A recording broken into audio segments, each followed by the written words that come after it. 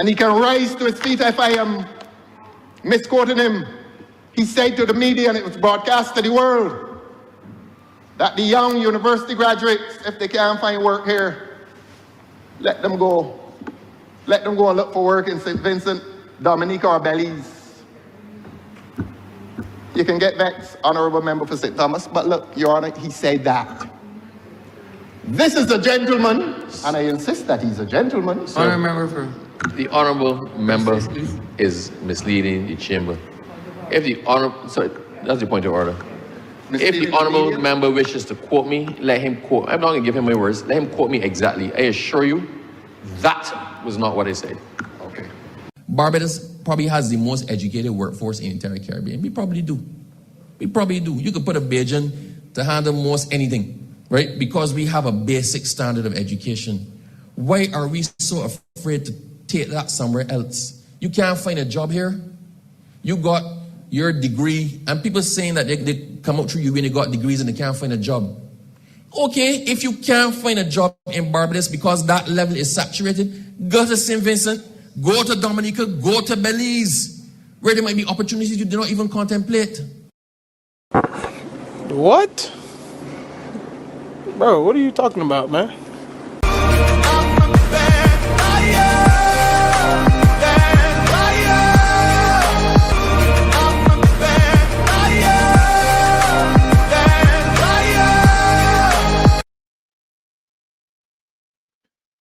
Good evening, welcome to DLP TV, our Thursday edition. We're in the month of October. What's today's date, Director? October the 16th, 15th? 16th. 16th is going to be a good Thursday. The video you saw reflects the state of government in Barbados. But tonight we're not going to deal broadly with the state of government in Barbados. Tonight we're going to look at the state of public health in Barbados. We've assembled a most distinguished team to discuss this topic. We apologize that it's all male. We were supposed to have our great doctor in the house with us, Dr. Elvis Wickham, but Dr. Wickham had some other engagements. He's a man of many parts, as you know. But tonight, we're going to do well. We can't offer medical opinions, let me say that up front. We can't offer medical opinions, although we have with us a doctor, but I'm going to come to him last. To my immediate right is David Worrell. He is our standard bearer in St. George North, and very well from what we understand. He doesn't move without his manager. His manager is a young lady who I'm told is his daughter. So that's the charming side of Dr. Walrond, David Walrond. Welcome, David. Good night, everyone. I'm happy to be here. We move from St. George to St. Michael in the person of Senator Andrew St. Michael Central, our standard there for St. Michael Central. I heard you had a good time in the Senate yesterday. Great time as usual. Thanks for carrying the party's interest in the Senate. Welcome, Senator Andrew. Yes, good evening to the DLP family, and I am happy to be here. And yes, we did have a good time in the Senate yesterday. Lovely. The person that comes closest to health expertise, we had a great time on Sunday night in Redmond's Village. We had a meeting in Redmond's Village. He was firing on all, how many cylinders, Paul Gibson?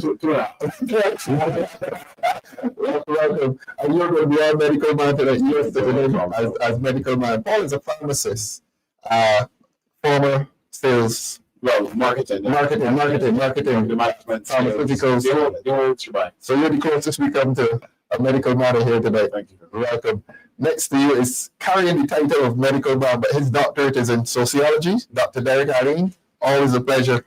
The public loves to hear you, the voice of experience on this panel. Thanks very much, and I want to tell people, please stop calling me the honor. I didn't call it to get very hurt. That's not so. All right. We want to look at the history of the Democratic Labour Party's program of public health.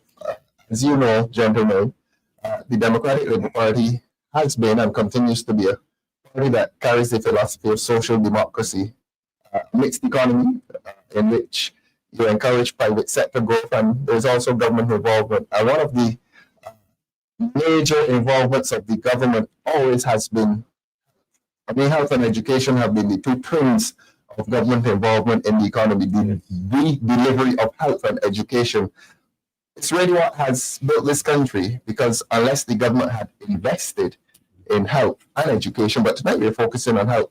Unless the government had invested in health, this country would not be where it's supposed to be. Let me say it's supposed to be. I say it's supposed to be because we're not doing well. I spoke to a young lady on Sunday night who is a nurse. I'm not going to call her name, but we are not doing well. Who is going to take this first one? The historian amongst the sociologists, the history of the DLP's program of public health. People normally point at the QEH and come down. Where are you going to take us now? I think we got to go back to the really public health inspectors. Public health inspectors, yes. I don't know if you. The chap that used to walk around the yodel. Correct. And I'm saying. And he was dipping into the drum. Right, and then right, yes. Start us there. What I'm saying is that, you know, as a boy growing up, you, people my age group, often our families get livestock. Yes. Pigs, sheep, goats. My family had rabbits. And my mother had a pond, a little square pond in the yard for the ducks. Yes, and, yes. We had one too. Right. And the, I thought it feels as if we grew up in the same house, you know. same time. And the public health inspector would come around and you would hear the neighbors say, the inspector in the district. Oh, people used to get scared. Yeah, inspecting the district. Why people got scared? No, because it was building a consciousness of cleanliness. I see. Orderliness. Yes. And to get rid of mosquitoes. And he was a respected figure. Right. When he was walking, coming down the road, everybody running in to put things right. Paul, you know about this, or are you too young? I'm too young for that, but Let's go back to the docs then. Public health. The test for us was that pond. My mother said, "Papa, we had to get that all the more." So that was in the corner of the yard. Ours was in the middle. Middle. Okay, ours was in the corner. And we had to make sure there's no moth in it. What? Really? Yeah, scrub it out, clean it out. Because you bring water and put in it. The ducks to go on, chickens to go on. Senator, you don't know about this, do you? Not necessarily the duck pond, but I would know of you kept livestock in your yard and stuff like that, and then you would probably have water running into the yard from the kitchen and other areas as well. We're not poking fun at the country boy, but the health inspector used to reach St. John. Of course, the health inspectors you would be there, and along with the health inspectors, you also had the public health nurses as well. Oh, because come to them. they would have worked hand in hand. So that because it was really in terms about identifying disease sources and treating them at the source. Okay. So obviously the public health inspectors would identify the vector of the disease, the rodents, the mosquitoes, and then the nurses would be there to offer the medical treatment and also like dressing for persons who had cuts and stuff like that.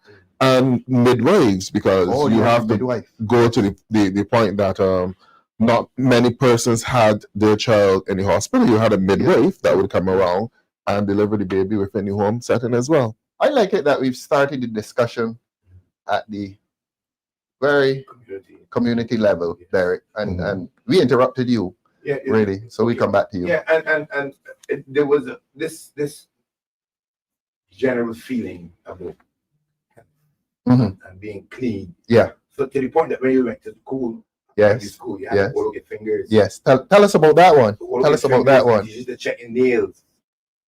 No, give us the detail. These are young people here, you know. And Andrea doesn't know about that. You go in, you open your palms. Yes.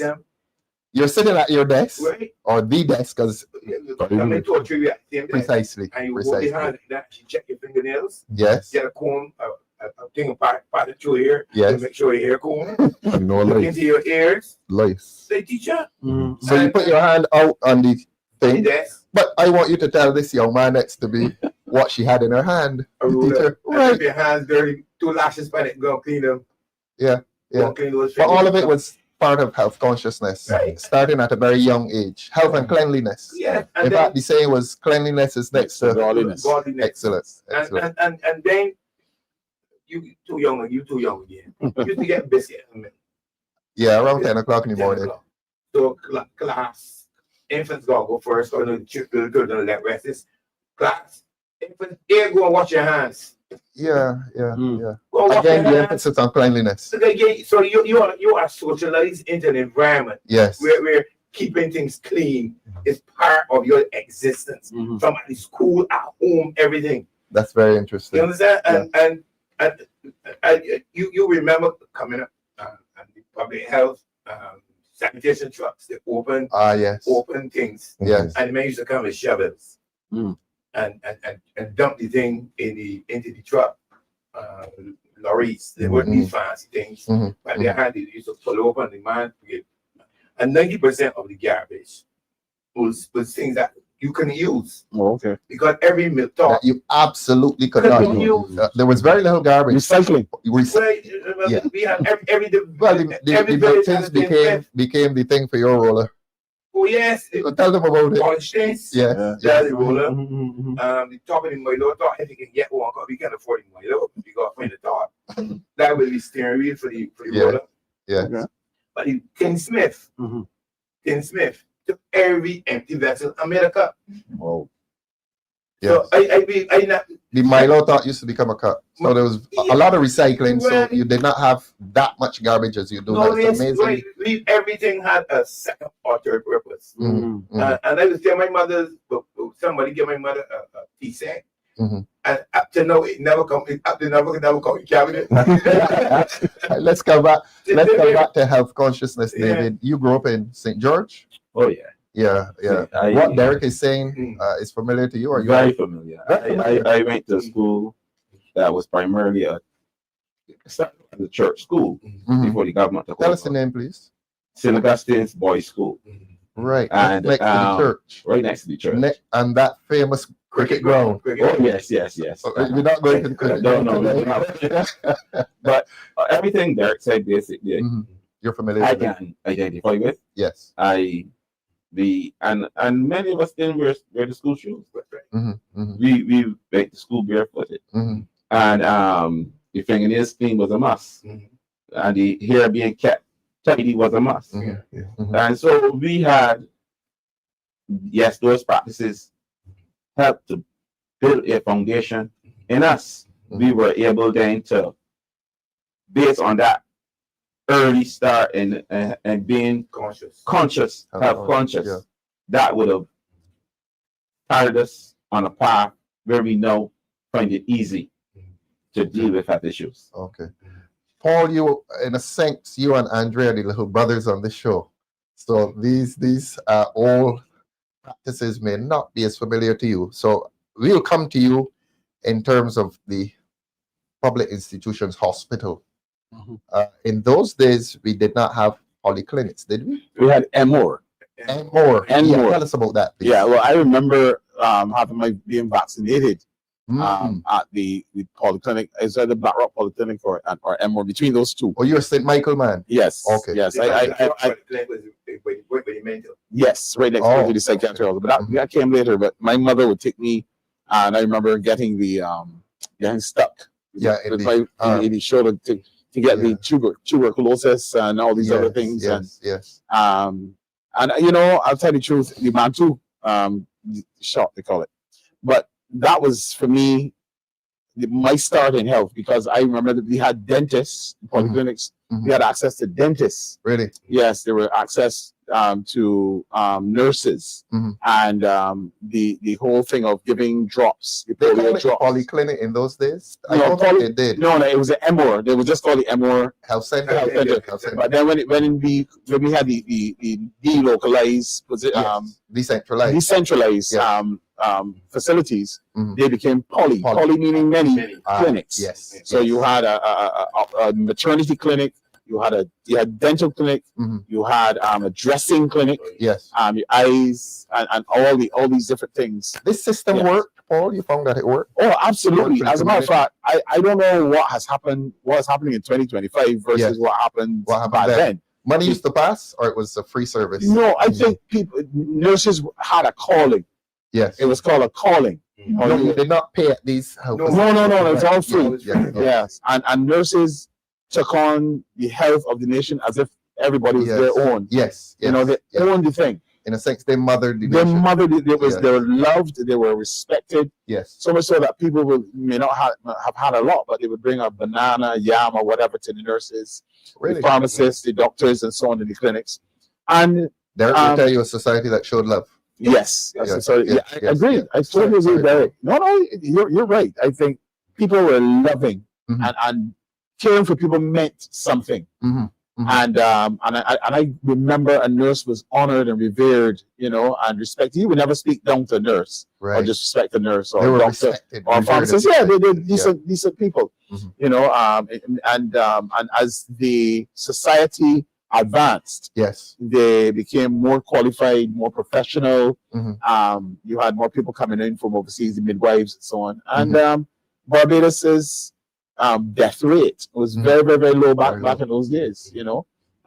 Dressings. I mean, no, the thing about things at the polyclinics, Mhm. they would do more amputations, take the legs off, because surgeons were big things back then. Yes. When you had some issues, they would remove part of your stomach. Really. But as technology advanced, Yeah. Medical right, science. you had your proton pump inhibitors, beta blockers, Mhm. surgeons, antibiotics, Yes. which were able to grapple with a lot of the infections that were very common back in the day. I see. And so a lot of proper surgical techniques allowed people to heal properly I and these see. types of things. So it was a different era. I'm not sure where we are now, but No, it was but a you different time. raised my curiosity about. I want you to tell the young people in Barbados. Yes. Because we have young viewers too. Yes. About this midwifery business. Right. Because I don't think they would quite Quite understand it. Yeah. Yeah, there was a a baby time was people were born at home. people were born Tell at us about home. that. Yes. You're yes. born at home, David. No, I was born at the Queen Elizabeth Hospital. But tell us about yeah. this midwifery but in the community. Yeah, this was a normal thing. You had district nurses, Mhm. and people knew who they were, Yes. and they would follow the maternity journey with Mhm. that mother all the way through. So They would monitor the pregnant ladies in the village. the monitor the pregnant ladies in the village, Mhm. look at things like diet, Yes. making sure that they were eating properly, they were walking, getting sunlight, and they would advise them as to the different During the pregnancy. During the later- pregnancy. latter stages of the pregnancy. Yes, with the aim of making sure that by month 9, Uh-huh. that mother was probably in the best possible shape to give birth to that child. So the community looked after the mother. Yes, the pregnant community That's- looked after the mother back in those days. Yeah. And it was a beautiful thing. Everybody and back in those days, the birth rate was very high. Very high. Oh Yes, you would have a family with 10 and When I 12. told a chap today, he told me, Yeah. there were 6 of us. Yeah. Derek, I told him small Very family. small families. My grandfather had 14 children. 14 children. Yeah. Mhm. And they were all from my grandmother, and they were all born at home, pretty much. At home? Yes, Yes, midwifery. So if a lady, she goes into labor, yes. what happens? They send for the nurse? What Sent- is that? well, they would send for the nurse, and they would boil water. They would have clean sheets and so on Yes. to make sure that the Health again. sterile, Yes. again, very healthy. They would wash their hands, Yes. have sterile glove, sterile techniques, Mm-hmm. and they would deliver that child and cut the umbilical cord Yes. and bring that child into life and something they did a lot was they were into breastfeeding in a big way So the because midwives used to breastfeed as well. they would make sure that the mother Oh, was I able see. to, the child was able to latch properly. Latch. Latch, What which is so attachment to the breast so that they can Oh, get I a see. proper flow of breast milk and so on. Because back in those days, I mean, there was a catch-22. There wasn't a lot of money available. Yes. So But there was a lot of love. there was a lot of love. Yes. So, but they were interested in making sure that children could feed and breastfeed. And So yeah. there were instances in which a child was born at home and never went into the hospital. Don, Never. my brother, Don had never been to the hospital. Don never went in. Don was born at home. Born at home and Yeah. grew up. He never went to the hospital. And a midwife looked after this entire process. Yes. And what I always remember is that when it happened early in the morning, and they sent him all the way. Oh, yo, Yeah. Can't be rude. go play. Yeah. Normally 6 o'clock you can, all of a sudden this morning, Yeah, yeah. outside. Now And this lady came in, Uh-huh. and then we hear the baby. you hear the baby crying. Everybody 6 or 7. Yes, yes. Only 6 or 7. You at that age, you had a sense as to what was happening. No, But you saw your mom. Yeah. She was pregnant. You knew something was going on there. Right, but yeah, you do. It is root act. Yes. So we go on and say, and then we come and hear this baby and dawn born. Uh-huh. I'm A baby is inside there. Where you come from? She would have been, she born 58 and dawn born 61. So Oh, lovely. 56, yeah. Lovely. And it was like that, you know, and Miss next door and Miss Barbados, same process. You know, So every neighborhood had a midwife or yes. They would go from different communities. Yeah, that was that. Yeah. Right? No, they would Give us the country experience. Well, they would probably go from different communities, and some of those persons may not necessarily have been trained right through as nurses, but they definitely knew what they were supposed to do. I want to break with protocol a little bit to Not a problem.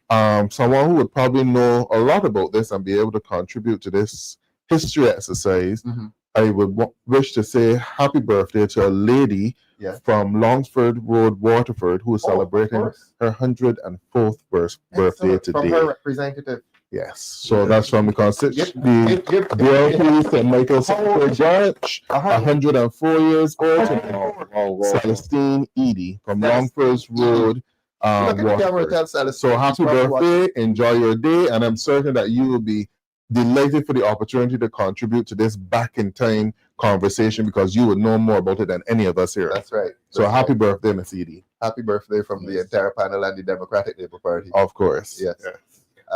This area of midwifery and we heard the urban experience. But it also did, because don't forget, there were not many doctors around for them to see. Right. So the midwife provided that expertise that the doctor would provide. And they still have midwives today They do? operating within the Queen Elizabeth Hospital. That's one of the higher levels of training for nurses. Yeah. So I think that you have to go through that process to gain certain qualifications as a nurse. Mhm. So you still have nurses here in Barbados who actually deliver babies, Mhm. right? And not only that, hospital. at the hospital, Yes. right? And they look after the care that's a too. specialty. That's a specialty, Okay. right? And they look after the care too for those infants when they come into the for immunization, to make sure the birth vaccination, to make sure the birth weight Mhm. and everything is correct. You weigh them, you measure them, all of those things, right? So, and you would teach the parents how to look out for some of those things.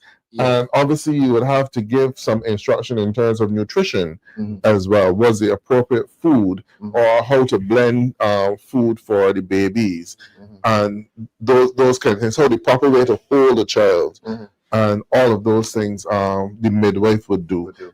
Back in those days, you had more nurses going into the community, Mhm. so that because diabetes was pretty rampant at that stage, and as Paul would have mentioned, you had a lot of amputations. So all of those amputated limbs had to be dressed. Mhm. So the nurses would go and do the dressings for those, Yeah. those kind of things. Yes. Mhm. David, you know of the concept of midwifery, the community nurse who went and delivered children? Yeah, I but don't have a past experience Mhm.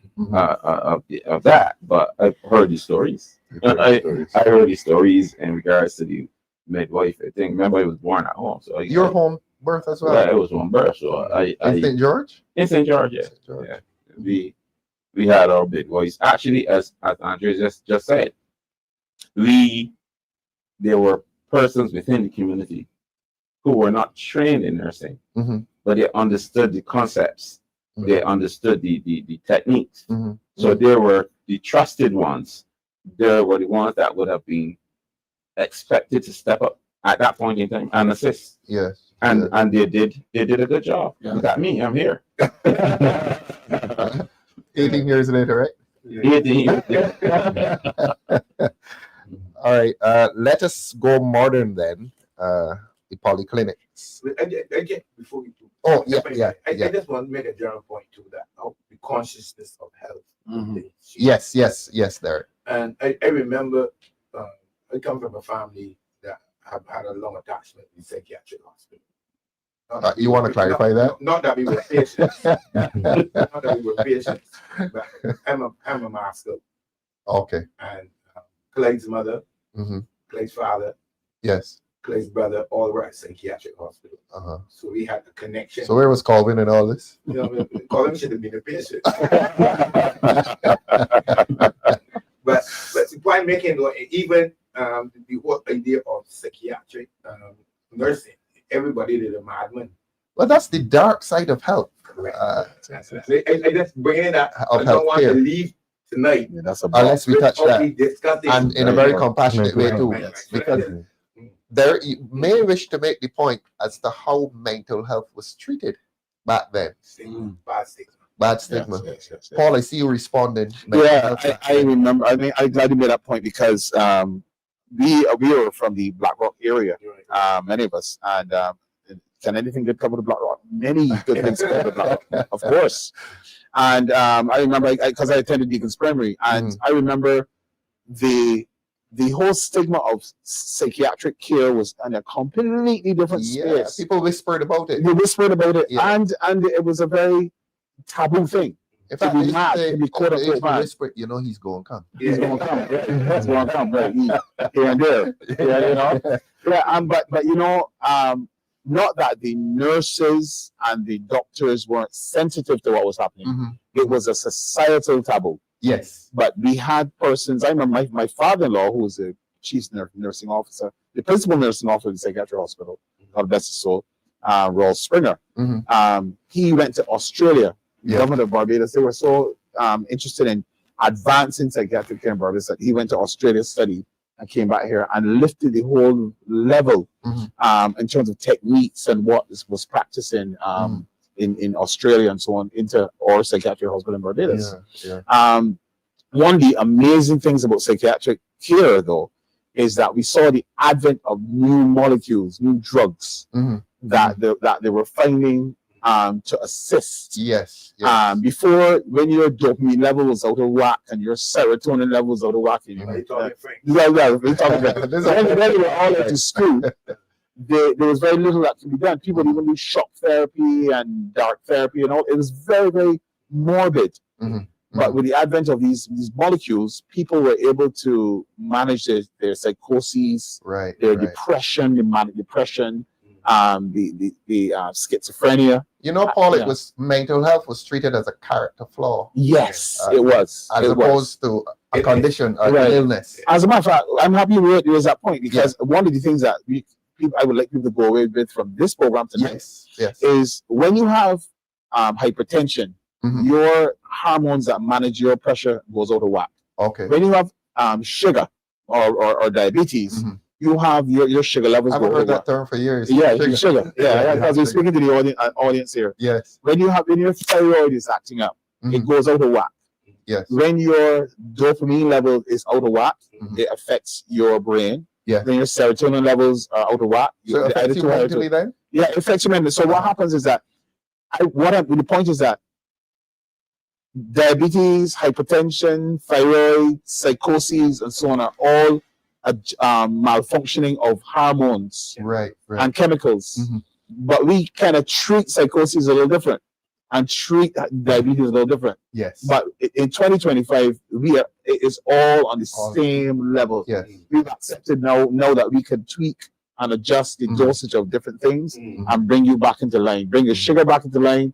Bring your dopamine levels or serotonin levels back into line. Mhm. Bring your hypertensive levels back into line. Mhm. And so one of the things that people must be comfortable with is that it's no longer a stigma. Right, That's not right. how it's seen in 2025. I wanted to ask Senator Worrell that. Yes, Andre. Brian, I don't actually mind us spending some time discussing mental health Yes. now. Yes. Mhm. let's- Because it is something that is often overlooked. So it's good that we deal with this first. Yes. And I was actually looking for an article which was in the paper today because it's not just in terms A local of paper.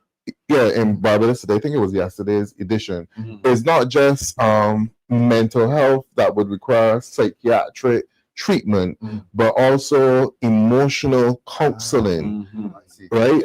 And that is something that we need to become more open to in terms of the need for persons to access counseling. Yes. And when I say counseling, you may have a situation that you do not necessarily know how to deal with. Instead of internalizing it and dealing with it yourself. So you value counseling highly? Yeah, I do value counseling highly. I Yeah. think it is something that is needed more within our school system. You need to have more social workers within our school system Yes. so that a lot of that anger could be dealt with, the anger management. Yes. And the actual article dealt with the economic struggles lead to increase in mental Yes, health cases. Yes. Yes. Right. I So agree on that. right.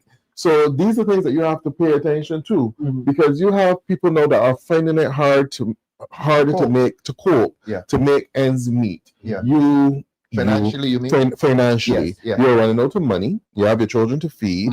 You have to put gas in your car to get work, and you don't have the money. Yeah. So It's a literal headache, Andrew. there's a little headache. How are Yeah. you going to get through?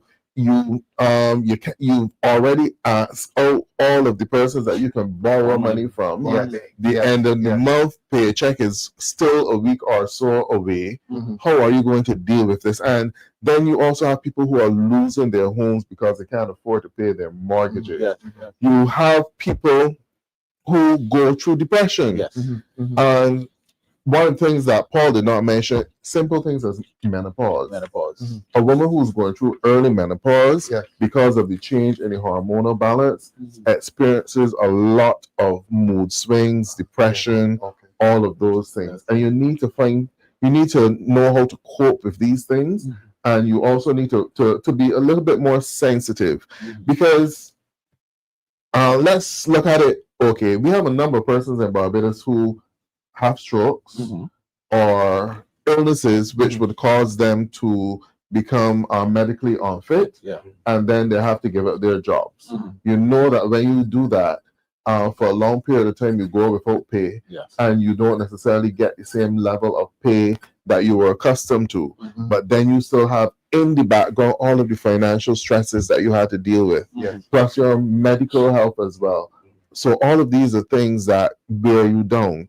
So these are where the church can come in, the family can come in, the community can terms come of in, what? Counseling? counseling, a listening ear, support, friends, family, all of those things. And then if it is to that level where they will need expert assistance, well then there are trained counselors that you can make available to. The system has these counselors, the medical system. Is there access within the medical system to these emotional counselors and so on? There's not enough. Not enough. There's not enough access, and even within They're available at all? they're available. They're available. They're available. Even within the polyclinic setting. Right. That's very For someone who, because what the polyclinic tries to do now is to do outpatient psychiatric clinic. So instead of housing persons within the psychiatric hospital, they live within their communities and they access their treatment and counseling within their communities. But sometimes it's not that easy to get onto those programs because they're not enough, the space and the time that you have to wait. And then there's the cost associated to it because yes, if you can't afford it, you can pay a counselor about $75 or so for a counseling session. But if your issue is financial stress, that may be out of the way for you. But I think that these are things that we need to make more of them available within the public health system. And this is one of the ways that I would imagine that a Democratic Labour Party government would go in terms of freeing up and liberalizing access to counseling services and mental health services so that to take away that stigma that you don't have to go down to the psychiatric hospital to get the treatment. You should be able to access a counselor within the polyclinic, or you have set up trained counselors that you have organizations such as CASA who do it at a different level for drug treatment, right? They So come to the house or you go They go to to them? Verdant House. right, you have Vernon House as well. They would normally go, but we need to deal with it at so many different levels because we just talk about these things, but then we are not talking about the impact of drugs on the lives of persons. From as someone who did psychology, I remember doing abnormal psychology courses with Dr. Mayhe. Yes. And always would speak about schizophrenia Mhm. and how young people, especially males, are predisposed to psychotic episodes if they use marijuana Marijuana, too THC. early, because the brain of a young person actually develops at the brain of a young person actually develops at age 25, Mhm. and until that time you can develop psychotic episode if you use the marijuana because it interferes with that. Yeah. Right. And there's maybe I shouldn't speak about it because there's an actual case that is Yes, going yes, on. yes. So I probably shouldn't speak Mhm, about it. mhm. But all of these are things that do happen. And then there is the mental health. Barbados now has a new 24-hour mental health hotline, which is 536-4500. And for anyone that Repeat the needs number, please. 536-4500. 536-4500. Thank you. Right. This was something that was developed because obviously you know that with the persons being laid off and all of the different things that were going on coming out of COVID. 24 hours, Andre? Yes, it's 24 hours. 24-hour We need hotline. some intervention. So at 2 o'clock in the morning, you can call, You can pick up the phone and call. and somebody's there answering. Yes, because don't forget that there was a period of time where you were experiencing a number of suicides within Yeah, Barbados. Yes. That's right. Yes. Young suicides too. And Yeah, young teenagers. suicides as well. Yeah. So you need to make that sort of service available Mhm. and more readily available so that you pick it up before it becomes a problem. A problem because many people can cope with the things because when you are in a problem, you don't see the avenues out. You just see Right. tunnel vision and you just see the problem that you're facing. But if you have the right counselor, Mhm. you know, they can tell you, well, you know, you can go right to get around that obstacle there, Yes. or you can go left to get around it, or you could even step over it if you Mhm. can reach that. Mhm. But sometimes because of the forces weighing down on you, you are not able to cope with it and actually do that level of reasoning for yourself. I want to interrogate this panel on that. 4 of us here canvas. Derek has a life of luxury. He's free of this. And we're out there in the field. We're honest voices for the people. We speak honestly. You're coming across people. Look, sometimes you knock on somebody's house and man, I ain't discussing no politics. All politicians, same thing. Are we meeting people? Let's be honest about this. Is it likely that we are meeting people who are so mentally stressed that sometimes they don't want to talk to politicians? David, you see. I'm glad we got the stage because as I go around St. George now, the high levels of stress in society, in our community. Yes. Issues of unemployment. Right. That's where we want that brings out a lot of stress in people Mhm. when they can't feed their families properly. Yes. And you're encountering this. I am encountering it Yes. on a daily basis. Then there's issues coming out of the pandemic. Mhm. Mhm. Then there's socialization. And when I say socialization, you have children. Mhm. And one set of children are stuck to the devices, they're not helping Mhm. in the home. We're going to come to those devices. Another set of children are under the tree, Yes. marinating and using the substances. Yes. So it's a concoction, it's a real cacophony. Yes. It's a difficult thing out there for families right now Yes. because we can't forget that when this government came into power in 2018, it was a mass staying home, obviously, Oh yes. to deal with the IMF Requirements. Yeah. requirements. And thousands were sent home. In some cases, the complete working force of the family gone. And there's stress. Yes. This is mental. This is a serious mental situation going on in the house. Yes. Because the bills aren't being paid. People are losing properties. There are people that lost cars. Yes. I remember being in a location and I went to park my car and I saw cars coming in and going into a hoarded area.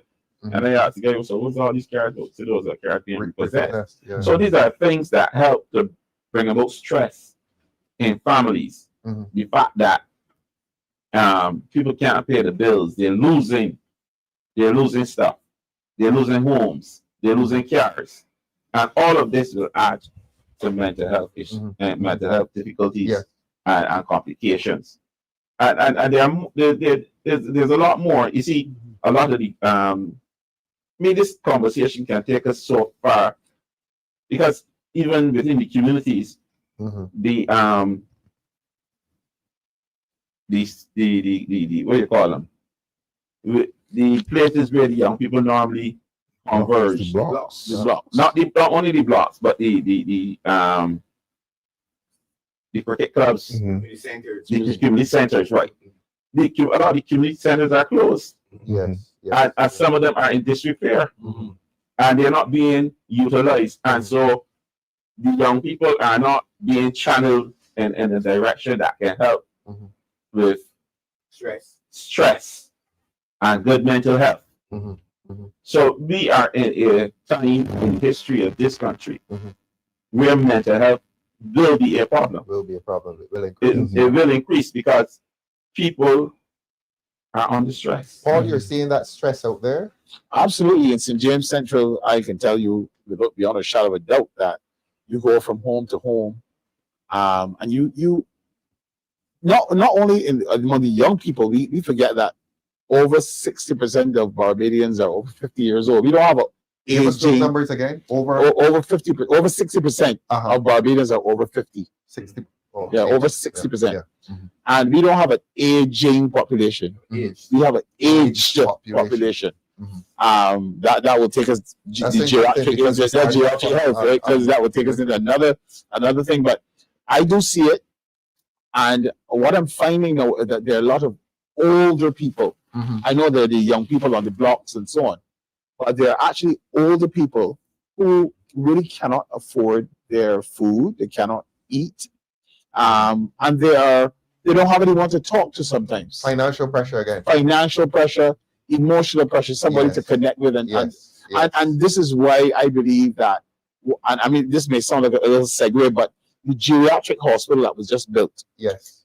because we're talking about the young people and the fact that they need to be counseled and so on. But the geriatric hospital that was just built should have been built with more forethought. Yes. Yes. They are going to lift the persons that are at Beckles Road and lift them and put them in the new facility. Yes. That they only have 50 additional beds 50. to what they had at Beckles How Road. many do they have at Beckles Road? I think it's like 200 or something like that. 200. But so let's suppose it's 250. There are 50 adults whose children have left them at the QEH lying down in the bed. Really? Yes. By the time they take the 50 people from the QEH and bring them to the geriatric hospital, Yes. along with the people from the other, we will be out of space at the new geriatric hospital. And it disturbs me so much, Ralph, because you're investing in a new geriatric hospital, Yes. knowing that we don't have an aging population, but an aged population. Yes. And in 10 years, you're going to have hundreds of Barbadians becoming geriatrics. Hundreds. Yes. And we built an additional 50 rooms. The government needs to be called out on that.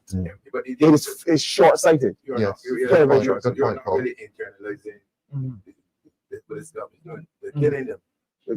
Oh my God. Serious. I mean, I should not be saying that. I take medication, and this is now 4 weeks. That medication for people like me with high blood pressure and so on, but not available. Not available. At the polyclinics. That's it. Yeah. So if you don't find $70 and go to the pharmacy and buy your medication, you do without. Okay. So I'm saying that you may be making space for that, but if you look in the Sanderson, you will see the Sanderson getting fuller and fuller and fuller. Well, Yeah. Every Those time- back pages. Yeah. Every Yeah. day it's Yes. getting bigger Bigger and and bigger and bigger. And that You're not cannot be talking an about the accident. sports No. pages. No, I'm talking about the main Obituaries. pages, the family pages. Family pages. Oh, that's so sad. It been worrying me. Yeah. It been worrying me. Yeah. And we were talking about people that live in longer. But I'm saying that those, I mean, people may be more able now to buy space in paper. I don't know, but I know it used to be 4 pages. Well, we took pride Yeah. in taking care of people that give the best years of their lives to building this country. Yes, We yes. took pride in making sure that they were comfortable, and that the hospital, the QEH, was a place where when an old person come, you say, "Come, granny, come." Right, right. Now you seeing old people sitting in the lobbies, and people are saying, "My mother or father is going to the QEH to die." Something needs to happen. we're going to come to the QH point. Yeah. I want to ask Andre about the financial pressures. You're seeing it as well. The financial pressure is contributing to mental health issues Yes, I am seeing it. in Barbados. Not In Barbados, Barbados, and you talked about it as you go through the constituency canvassing. Mhm. There, one, you're not earning as much, and things are far more expensive. Yes. So that's an issue. Two, as Derek mentioned, I actually had a conversation with a doctor today. You're seeing a lot of deaths. A lot of that. A lot of deaths.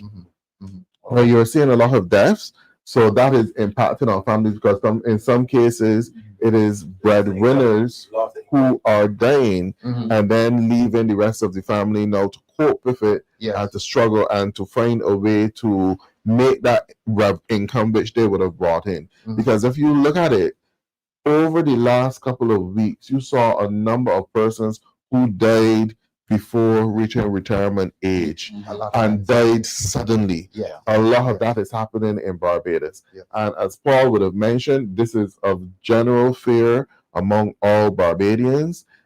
They don't even though they've been on a waiting list for surgery at the Queen Elizabeth Hospital, they don't want the number to get called because a lot of people have been going into hospital for what they consider to be minor surgeries, and they're not making it out. Andre, are younger people also feeling vulnerable? I can tell you, Derek and I belong to the same generation, and there's a feeling of vulnerability now. I don't know if it's age related. We don't lie about our age. You're a 40s person. There's that feeling of vulnerability in those age groups as well. Yeah, because as you look at it, you guys were lucky because when you came up, you could have built a house for $80,000. Yeah, you can't do that now. Yeah. You know, that is contributing to the pressure and to the stress as well. And you find that a lot of persons are not even making it into 40 well. They're the ones who are dying as well. Yeah. So there's that stress. So a lot of young people, very difficult to cope. And then the younger ones who are now coming out of university or school, job opportunities are difficult. But this is a health program. Remember the ones who responded to Abrams? Correct. That's frustration. Right. I would have hated to have been at university. Yeah. And a minister. Yeah, and then go somewhere and look for a job. Exactly. And then they're saying that their opportunities are failing because traditionally we would have gone to the US, which is our first choice in terms of a job, but that is not that welcoming now. No, you may still be able to get through in Canada. Canada has tightened up a bit too. But they have tightened up a bit, and the UK. So all of these are things. And then in terms where of do you go? Where do you go? Right? Let's go to Esther Blue. Esther is making an excellent point that loneliness can also breed mental health issues. Yes, Any comments? Paul, I can. Andre, who goes first? Let me jump in. This is very That's true. an interesting comment from And what you would also recognize, do you notice that you don't see that many persons walking on mornings because of the crime situation? And that was a way of socializing. You go out in your large groups and you walk, and that was a way of you socializing and stuff like that. And you know, that might be the only person that you see for the day. You can't wait till 4 o'clock the next morning to see them again. And a lot of people are keeping their doors closed. They're keeping their house shut up that you don't even know that they're in there. Because if you're not, they probably would not answer because they're scared, right? And you know, the dynamics have changed as well. Persons not necessarily living in the same household. So yes, loneliness is very much a major part of it, especially for elderly persons. Andre, you're talking about the people who go walking for exercise. Yes. Now, I'm going to introduce you to a different category. You're driving along sometimes and you see 2 women 70, 75, just standing up, chatting. Paul. They're just standing up there chatting. Yeah. They may have gone to the shop. They may have taken a grandchild to school. Mhm. You seeing that a lot these days? Well, 2 or 3 women just standing standing and outside. talking. They deliver the children to school and they're just standing Understand, there, and and that leads to loneliness. Yes, it That does. is what Or talking be about. at the post office. Post office. You know, yes. Crime is a public health issue in Yes. Barbados. Yes. Crime is a public health issue. Mhm. It's a health. It relates directly to what we're talking about. When someone can come home late or leave early, Mhm. or sit and chat with somebody because they're afraid that somebody's going to rob them, Yes. Right. that retards socialization. Yes. It retards sports. Yeah. It retards people willing to go to events. All late social at night. interaction. All social interaction. Yes. And I would, this is something as DLP, we are calling on the government to really begin to drill down and Mhm. even use our crime program presented to them. Yes. Yes. If they use that document, Mhm. that would help with the healthcare issue Mhm. associated with crime, Yes. because it would allow Barbadians to live a more open, free Mhm. life. And a democracy is about freedom and openness. Yes, it is Being indeed. able to walk in a park and so on. Yes. You Yes. shouldn't have to be looking over your shoulder.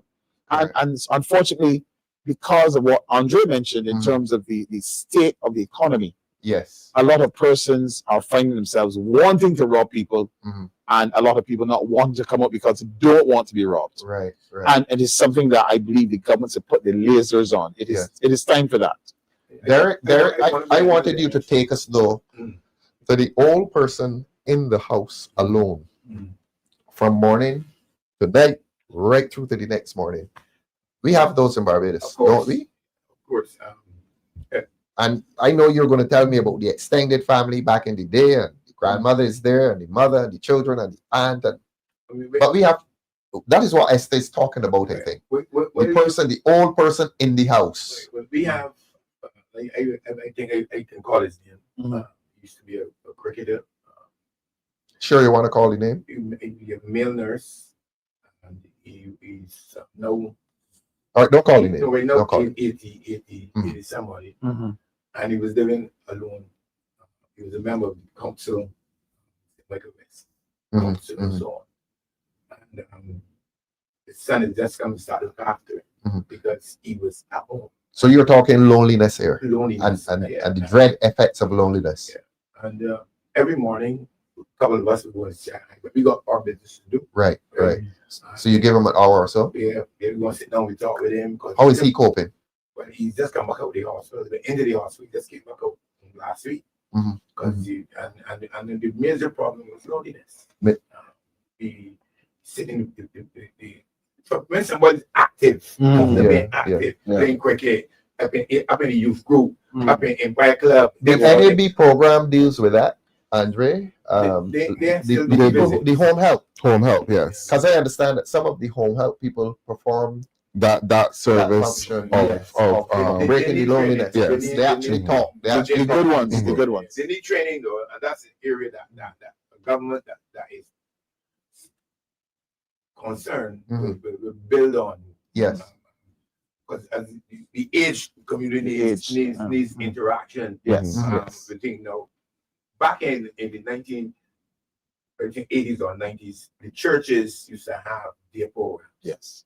For the shut-ins. where you bring them out and bring them into the church Mhm. or into the church hall, Mhm. and then pick them up on evenings and take them back home. Mhm. So they come and they do crochet, they watch Mhm. television together, and so on. We gotta get some of this. Yes. Yeah. And we gotta get them in a hurry, and they gotta be part of an organized program, Right, right. so that we don't leave the elderly at home by By themselves. themselves. David wanted to say something. This is interesting for me Mm. because my mother Mm. was part of a group that did at the James Brand complex. They did a program where the more mature sector and a cross section of people from St. George North Mm. would go there and they would do craft. Mhm. They would do craft there. Some days they drop off and they would do crafts, and very often they would have little exhibitions. Yeah. And sometimes they do like little parties, they eat up something like that. at that place. But for some reason, that class, she used to call it class, that class don't exist anymore. And these are the type of thing that, like you said, she also used to do a program at St. Augustine, the old boys school, where we went to school. They used to do craft up there too. But there were a whole set of people, the older people, who were part of the craft class. And I know they used to enjoy those classes. But they used to look forward We had it done to those classes. We done a center in the point. Which center? Done Mhm. yeah, which did that. Mhm. You can go and take in your aunt or your uncle, your elderly relative, and left them at the done center, Yes. and then go back for them in the evening. Mhm. I don't know if it still happens. What is important to having that socialization is we are in a situation where Alzheimer's is real and dementia is very, very real. Somebody was Very- commenting on that. Right. That was just done. Patricia Green was talking about. And when people's brains are firing, Yes. they make new paths and new neurons, Right. and right. that actually stymies the onset of Alzheimer's because there's something called an amyloid plaque that sits on the neurons and kills them. Yes. Like Yes. the more interaction you have, the more speech you have, Mhm. learning new languages, playing Yes. chess, golfing and playing dominoes and so on with your elderly people. Yeah, just the pleasures The of pleasures of interaction. it. That keeps those neurons firing. And Right. it keeps you socialized and aware. Yes. And unfortunately, when you sit down and just be Wait, aware, yeah. Yeah. right? You need to have elderly people interacting with young people. Yes. Right? Yes. You need to have them watching the grandmothers and the little and the little boy. and the little boys love little boys. Yeah, they love little boys. And it keeps them alive. So it is a real sociological thing that makes a difference in the minds of our elderly. Yes. And yes. I think that we have as a government is supposed to structure a society in such a way Mhm. that these critical things are being Yes. taken care You of. look after your elderly. Yeah, definitely. When you're building a geriatric hospital, you must have walking trails, Precisely. right? You must have somewhere where they can play volleyball. What about the motorcycle noises on the highway? Well, that's a whole different thing altogether. Even at night, you're hearing the motorcycles outside like gunshots. And if you have Like the backfire. the backfire, Yeah. that all those things need to be banned, you know. Yeah. But we need at this stage not only to try to, and this is where the paradox comes from what Abraham said about people leaving Barbados. Mhm. Mhm. He wants the young people to leave, but still they want people to come. I don't know what they want. We don't It understand just it. We totally don't confusing me. But that's understand. all. And Fred, it comes to you on the question of loneliness. We want to thank Esther Blue for introducing the question of loneliness. You going there, Andre? You want to discuss that? Yes, I am, because with the dementia part of it, Yes. and there's also I wanted to deal with the fact the caregivers. Mhm. You have a lot more persons taking care of their elderly parents with dementia. That's something that you have to give it your job for, or if you can't give it your job, majority of these persons would normally end up in homes, right? Or with a very expensive nurse coming in. Or with a very expensive nurse coming in. So you also need to have some ways and means for the caregivers Mhm. to have some opportunity to cope with that Yes. as well, Mhm. because that can be depressing for them as Yes. well, Yes. and they do experience some aspect of burnout and loneliness as well. Yes. I want to recall a situation on Brass Stacks Mhm. where an elderly gentleman had called in because loneliness can cause you to give up on your life. Mhm. And especially if you're in a situation where you have all of these medication to take, Yeah. you can want to get to take some of your medication Children or overseas, grandchildren. exactly, So you're alone. you're alone. You can forget to take your medication or take too much medication, Take it more and more. or in some situations, depending on how you're coping, you say, well, I'm bothering my head to take the medication. Mhm. And this is where it is always good to have someone to check in A good on pharmacist. person. A good pharmacist, a good doctor, a good nurse, A good friend. to check in. And we need, recognizing that we are having an aging population, this is not the time to cut away on these services. This is where you need to empower the National Assistance Board. Right. And a lot of these young people who are out there who cannot find job, Mhm. train them Yeah. that they can go and provide this service, because you will be helping the community if you have a cadre of young people, and they will learn something too along the way, who go to a house, tidy up, not just the inside. You have the women who will do the inside, but you can Young get men some could young men tidy to up come the out inside. and tidy up the outside. I'm certain that the elderly person will come out with you, and while you're there, they will be talking with you, and you can learn something. You can have an exchange of ideas. These are things that can be done. And a core of young people, I don't want to talk too many of the DLP manifesto secrets, but this is how you can engage. Under the youth service did that. Mm. Each young person was given a responsibility to do community service. Youth service. Mhm. When you were in service, And y'all train them? Yes, you have to do a community service. Black hair, read to elderly people, go for water for them. Each your trainee was asked to identify the community service he or she is going to give. And you do that in the key clubs as well. Right. So I'm saying it doesn't take a genius to create those things. We have 100 and I think they're 8 we call it advanced core people. Train them. Train them. And it becomes part of their community service Social exercise. development. So that you can go and do homework for the children. So that there's a connection. You can go and play the elderly people's hair, sit down and read to them.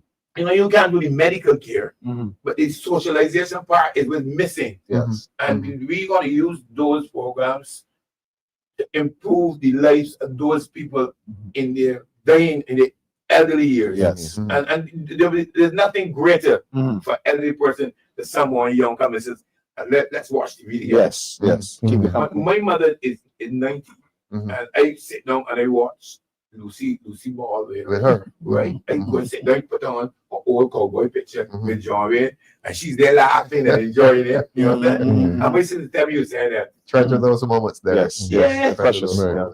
And I do every day. I go and spend the time with my mother. And I think too that we also need to come to that stage.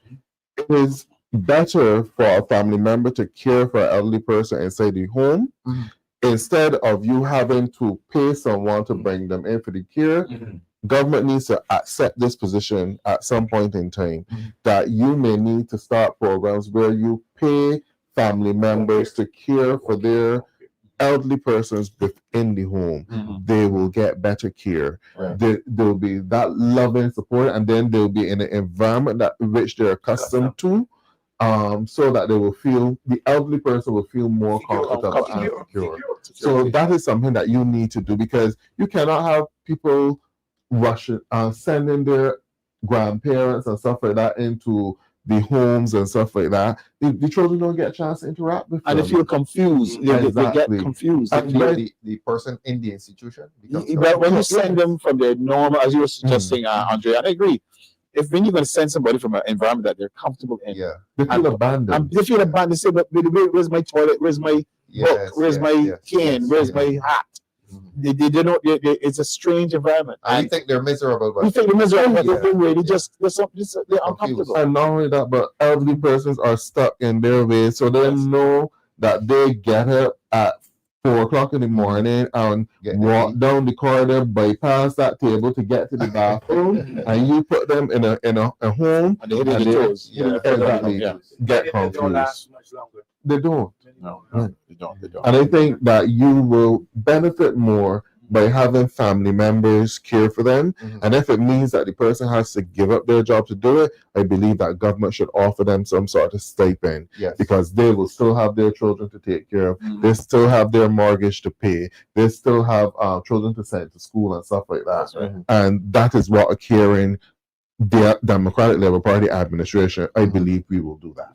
I lived that experience because my mother my mother's 90, and my sister moved back from New York because of that. And my sister built her house in St. Philip, and she doesn't even go out there. She's at my mother's house every day. You know what I'm saying? My brother moved back home to ensure that my mother has 100% care every day. That's beautiful. I live 150 years. I go there every morning and every evening, so that she is never without warmth and love. You know, there when Doug died last week, Doug Hoyt, I put a little thing on Facebook and said he took us back. He used to spend an hour in our house when everybody watched television together. Yeah. And we took that so for granted. Everybody used to watch television together. Whether it's the TV in the dining room or the living room, everybody. 7 o'clock. There. 7 o'clock at night. And we took it. No. That's the point. That's the point. Yeah, And yeah. it was such a pleasurable experience watching TV. The whole family there watching TV, somebody eating their food and they're just watching TV. In the 80s and 90s. Always tells me the joke that his grandmother was watching Barbados Collins on Friday night. Dark Shadows. The whole house full. House full. People from next door. And Derek, everybody's scared. Yeah. And they show you the camera goes over the coffin, right? And he Collins in there and his mother got up and picked everybody's going crazy. The whole family. Yes. You know, one of the things I do in my pharmacy practice now is I invite the mature people in the community to just come by.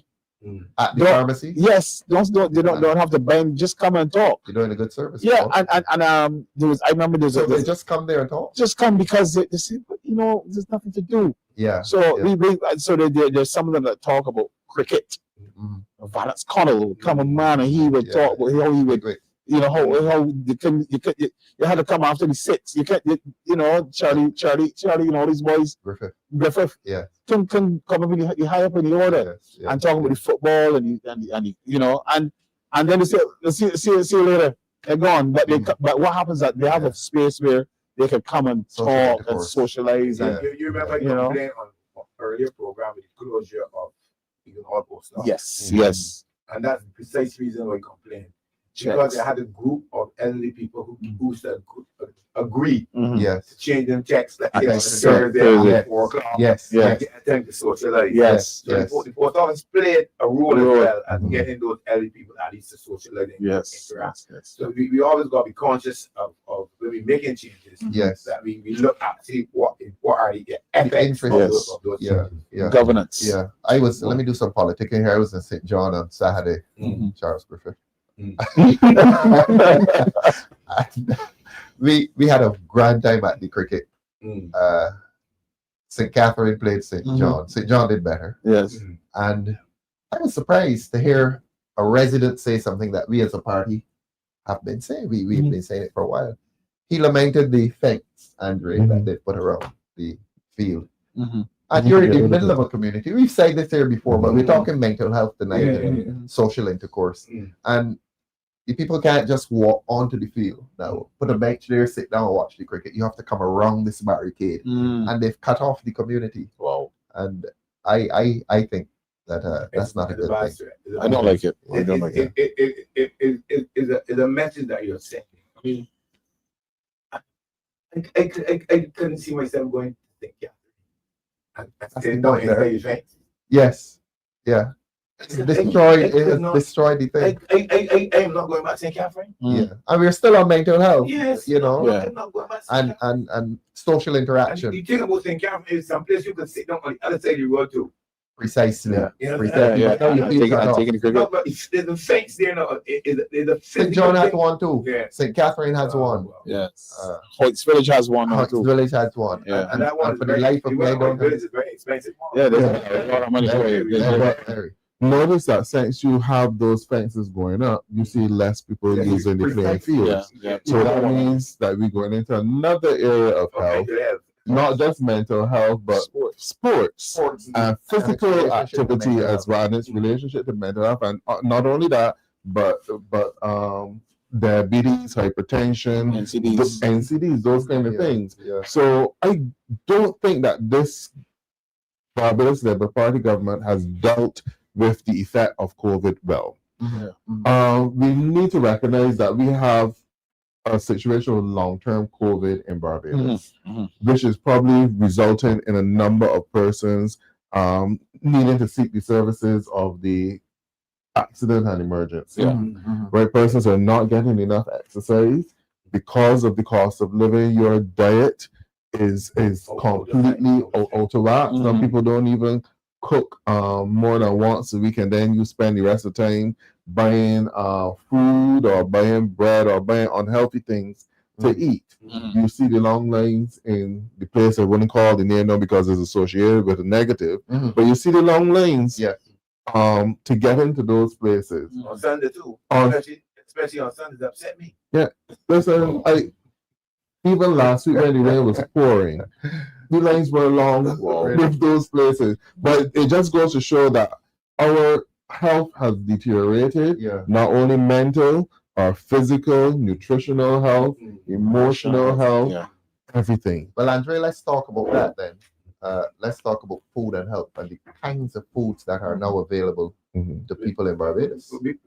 Just want to add something, bereavement. So many people are dying. There's a need for more bereavement counseling. Right, I see. National Assistance Board used to run a program. Yes. I don't know if they still do, and I think it's something that we need to. Okay. We need to deal with. Okay. Let's come to food and health. And you, Derek, will always tell us about the yam and the sweet potato, and the children are not getting that now, are they? It's too expensive generally. The yam is the most expensive thing in the market. Yeah. So, Andre, or David, you or Andre, what are our people eating? I will let David go first because he could put the agricultural spin on it. I need to because this government, Eric says, killing our people. People in Barbados can't eat properly because local food, which is obviously the better food, is more expensive. Give us the details. When you say they can't eat properly, Because when you say properly, what are you recommending for their diet? I don't want to do the nutritionist thing, but when you look at the cost of local food versus the cost of imported food, you got a situation where What's the local food? You talk about yam. we talk about carrots, carrots and sweet peppers and beets and things. When you go into the supermarket, the local produce is more expensive than the foreign produce, than the imported. And due to the fact that the imported produce tend to look better, based on reasons that is another program from them. They are better presented, and but you can see through the carrots, and they are not bitten by insects. They're perfect almost. And part of the problem with that is that a lot of these foods are treated with pesticides that we know nothing about. So it is always more advantageous to eat foods that are locally produced. And our population will always find themselves in a difficult place because it is so expensive to grow food. And a DLP government has to bring life back to agriculture. And I'm going to preach that from now to whenever, because the reality is that I am not comfortable with imported foods. I am not comfortable eating food that. Look, this government has me really, really worried, and we should be worried because our health situation is getting worse every day. This government wants to take sewage water for us to use in agriculture. Now, the reason very often in the States, for example, you will get a recall of food because of exposure to high levels of fecal matter, salmonella, and all this kind of thing. Because they use sewage water for agriculture.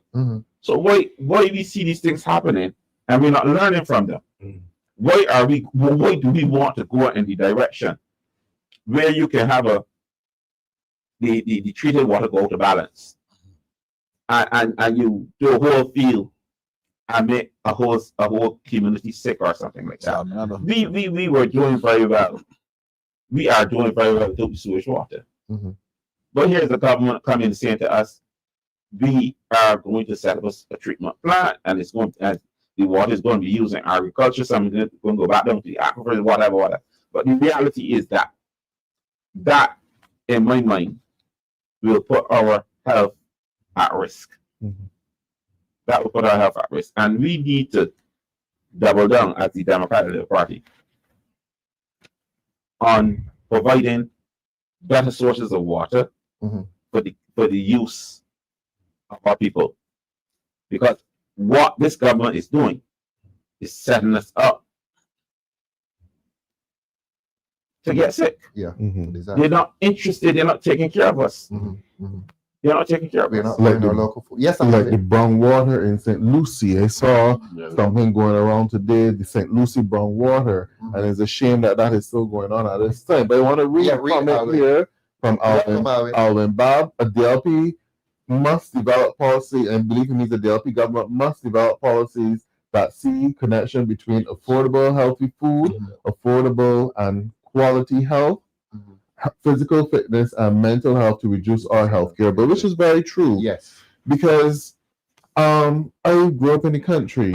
I am accustomed at one point in time when sweet potatoes were $25 a rod and yams $40 a rod. Call people and tell them from St. Michael, do you want any sweet potatoes or yam? And it would I'm not digging them, but I will get them for them and carry them. You can't do that now. You hardly get I don't even know if they still sell yam by the rod. Because in order to get it by the rod, you probably got to buy 100 rods in order to get it like that. But like Derek said, the healthy food in Barbados is the most expensive. Breadfruits now are $8 for a breadfruit. And I find that our produce are more nutritious. I prefer to eat papaws, melons. Balls around here? But I should have one when I get home. Okay. And sour salt, those kind of things. You should be able to get the papaws. I would really like to see you get them more often. You definitely don't have an issue getting the watermelons, right? But you see the ground provisions, which are the staples that we eat.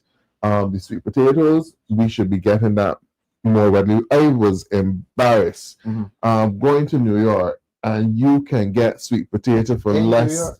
in New York, less than $1 a pound. And you have to come here in Barbados and you buy sweet potatoes for $4 or $5 a pound. These are the things What's that that, Andre? Production is down? production is the problem. Yeah, David could probably tell you more about that. Production is too expensive to produce. Farmers in this country need a break. If you really want agriculture to work, we have to make it profitable. Farmers are not in business To lose. for charity. Farmers are in business to help feed the society, but at the same time for profit. And the cost of living And- in Barbados adds to this as well. Yes, because and not only that, the fact that a lot of the imported stuff, I don't know how they do it, but how can you import stuff here, get it cheaper here, and the local farmers can't match up? They can't, because The Americans subsidize their farming. in okay, then you just brought a solution to why we have problems with agriculture in Barbados. Not subsidized. It's not subsidized. We're not doing anything to make agriculture work. No, they're taking a lot of the land out of production. There are a lot of young people who are interested in agriculture, and there's a lot of young persons who would like a 5-year to work. But there's no programs where you can get a broad base. Lucy land lease thing. Whatever happened to that? Well, I'm not sure what's happening to the Lucy land. The question is if they're getting the water. Well, Yes, Paul. they're trained for that. This is what we call the feed program, food empowerment. We discussed this at one of our programs where they trained 1,400 persons in these techniques. And of that, less than 25% have been given land. And of those 25%, half of them have given up because they don't have access to the inputs, and they move water from 66 cents per cubic meter to 188. That's total lunacy. So the young farmers would be paying. the young farmers are compromised. So when we talk about, we look at every Barbadian home represented, the small homes in the communities and so on that we canvass, and you walk into those doors, you realize that people really cannot afford food. They really cannot. And the food that they can afford is the ones that they want to put the article labels on, too much salt, too much sugar, but that's all they can afford. Yeah. You see a child, you see a child, you talk about biscuits and milk. A child now has a Coke. Yeah. Because that's all his mother can afford. Yeah. Or they squeeze out the tomato ketchup, lick some and go to school. Really? No. That's all they can afford. That's all they. And when you have 3 and 4 children, the love has to spread. Yeah. And going back to the agriculture, you see a staple and things that healthy food that we need to eat. Going here, Christophine. You hardly get that in Barbados now. You hardly get Christophine, and Christophine should be on every single plate when you cook a meal. String beans. These are the things that we should be eating more often. Cabbage and lettuce, because remember the way how you're supposed to portion your plate, the starch, the protein, the green leafy, the starch, the protein, and the green leafy vegetables. So we're not seeing enough people in Barbados producing things like Christophines, string beans, all of those things that would add to your plate. And those leads to the health issues that we're getting. So what can we do to encourage more people? String bean is a 6-week crop. 6 weeks. 6 weeks. That's not long. Yeah, a 6 weeks crop. And this is something that I think that you should be encouraging people to grow in boxes around their house, right? Along with the lettuce and along with the cabbage as well. A cabbage don't sell for less than $9 a head. That's right. So you will always make $9. that money for cabbage. Yes. This may or may not be connected to the topic tonight of public health, but I have a little pet peeve with monkeys. I just want to say, if you have 15,000 monkeys in Barbados and you have 15,000 little people, those 15,000 monkeys will eat. They want to eat. So I'm saying, as part of the solution as well, you have to cut the monkey population. My goodness, cut them in half. They'll grow back. There's nothing. They have no predators that will destroy them apart from us. Right. So if we don't cull them, they will continue to grow and produce and eat the food that some of our poor families need. You know, a sugar apple, a golden apple. You know, you pull up the chives out. You know, monkeys eat everything. So it may seem like a little strange thing. I know we're taking away their habitat, but we still need to bring. Yes, we are. Yeah, we need to control them. You know. I don't have problems with monkeys from me because I do a section for them. Okay. David wanted to say something. This whole discussion, we can end up back in a circle. We can end up doing an agriculture discussion today. Because you gotta be careful. We still have. You still have. I can tell you this, huh? When we talk about food and we talk about monkeys, there are other things that make it difficult for us to feed ourselves, and we have to make it friendly. We have to make it affordable. The inputs, the things this health thing is a big thing because farmers, when they grow their stuff, there's pests.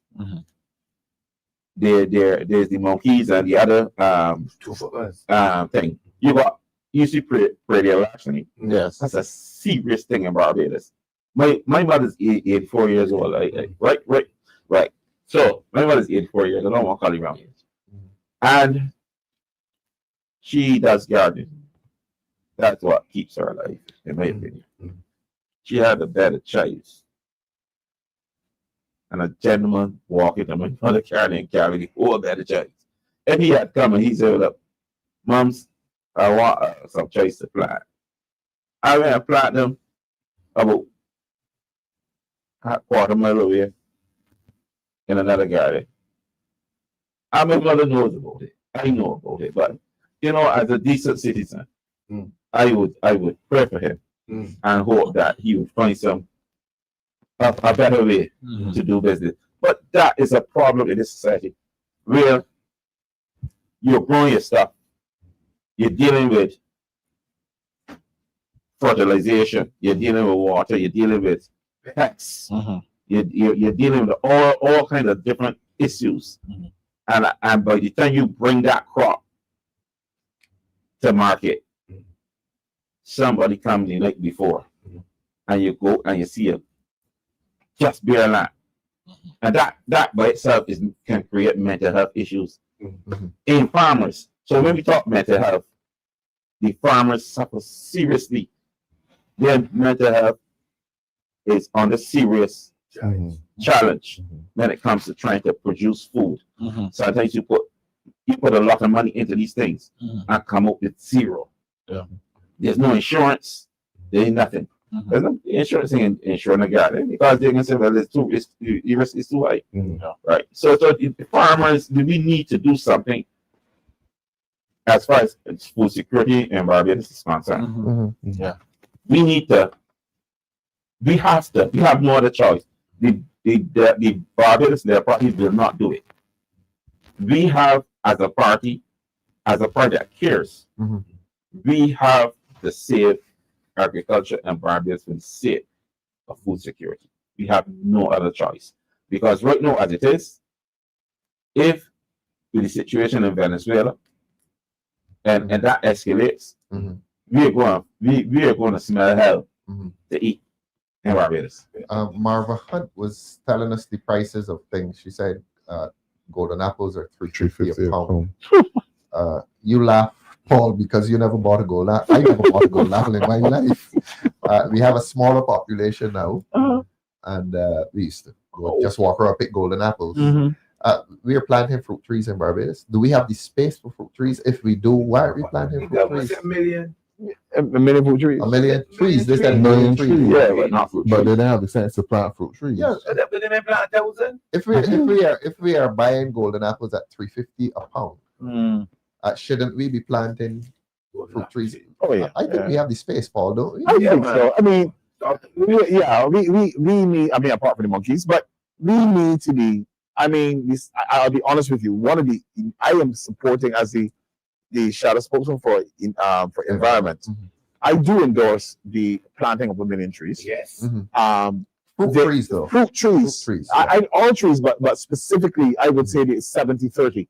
70, 30. 70% fruit trees, and then the others decorative and so on. planters. Yeah. Yeah. But it must be that every garden, every backyard, every space, you know, growing up, I mean, I would eat tamarinds. Oh, yeah. You know, guavas. You will see butterbur guava trees.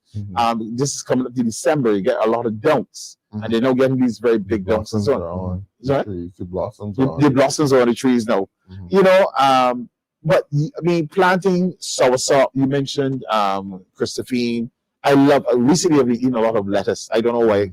I think it's one of the cheapest things in the supermarket. $4 for a bag. I did at Carlton. You go on, but I've been consuming a lot of lettuce What because about spinach? Spinach is spinach is yes. Kale. You do spinach, rice, and so on. And Oh, well, I don't do kale, spinach but or rice. If I had it, love spinach. love spinach. Yeah, It's lovely. spinach or white rice.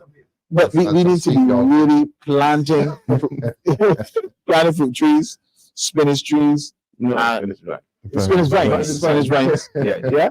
That's Spinach Street. So, but it has to be an initiative driven and a campaign completely around after AgroFest. You see people buying little saplings and seedlings and so on and planting them. And this is an initiative that the Democratic Labour Party believes in. I remember speaking to Hazy Ben, and he said to me, Paul, I remember Tom Adams called me in his office one day and said to me, how do we eliminate food and just import all our food? Right? And he said, no, you can't do that. You can't do that. Because farmers depend on this for their livelihood. Yes. You can manage the quality of the food. The Democratic Labour Party is responsible for starting all the chicken association, the pork association, all the associations associated with agriculture was started by the Democratic Labour Party. Yeah, so we believe in it. We don't just talk about it. You know, we don't want to sound as if we are obsessed with government spending, but we have to be concerned about it. Oh yeah, And about government spending priorities there. yeah. So that if we become a government and we remove a lot of the spending, certainly the travel and so on, and the other luxuries, and start to subsidize farmers. You must. Yes, we need to do that. We must. We need to do things to subsidize the food bill in Barbados. Yes. For And the sake of health. for the sake of health. Yes. And even if we find a creative way of doing that, yesterday I sat in the Senate, and I believe that Senator Cummings thought that she was giving that information to give Barbadians the impression that it is expensive. But when you're talking about $5 million for maternity benefits for an entire year and $6 million for maternity benefits for an entire year, that is a drop in the bucket. Exactly. 50 million. Right, and gathering. and the way how I listen to it, right? Once it is something to deal with the average Barbadian, it's an expense. Yeah. And it is too expensive to do. But if it is to deal with a foreigner, it can be afforded. They can afford it. And you don't worry about the cost. But going in a situation like that, that is a drop in the bucket. There's a $5 million. Yeah, there's a $9 billion And then she economy get though. times two.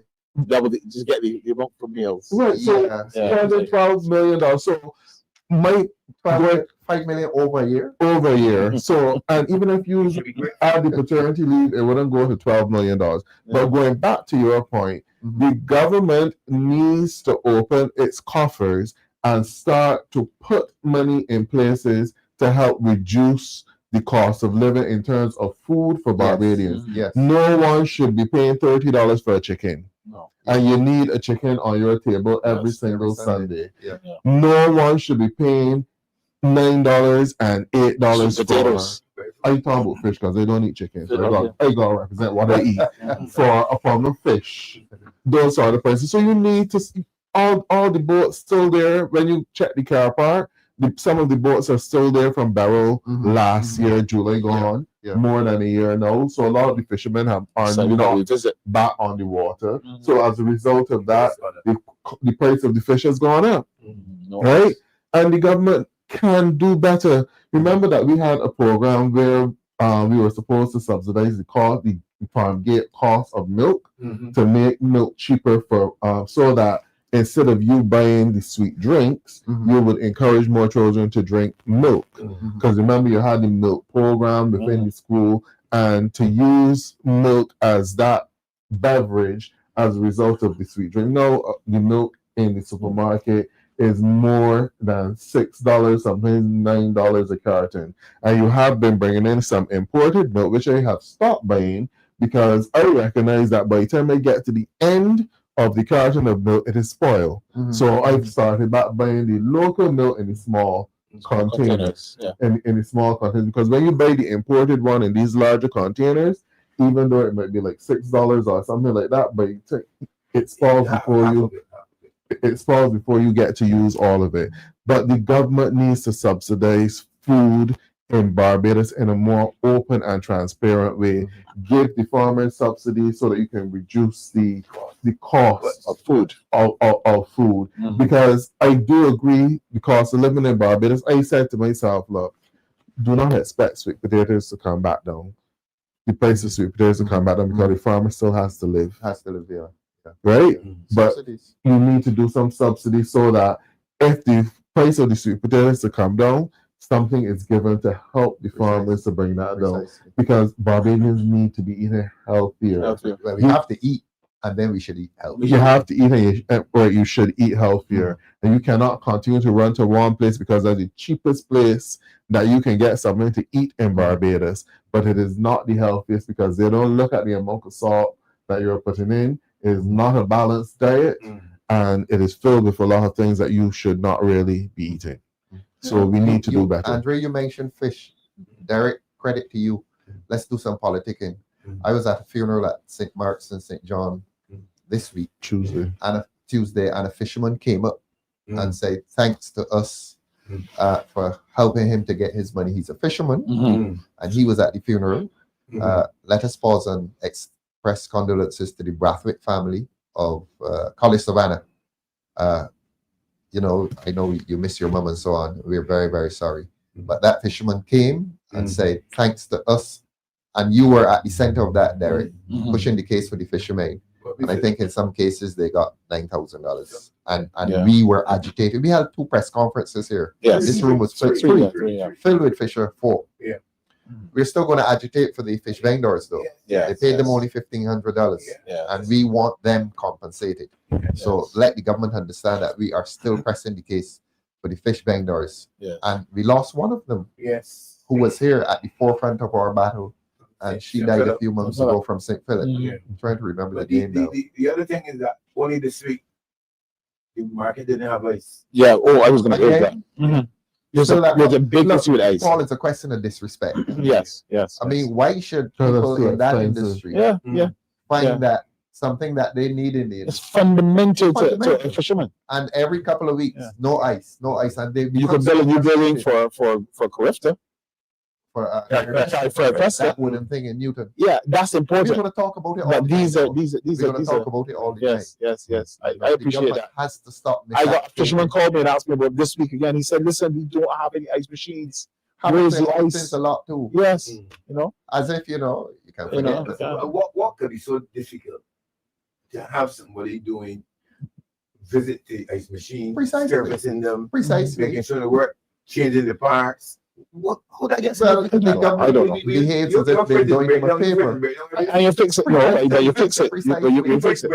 Precisely. No, but you reach a stage where you have to replace it. But I guess that the thing is when it comes to Local small people. small people, They don't it respect it. becomes too expensive. Precisely. Yeah. Should I make a suggestion? Yes. Yes.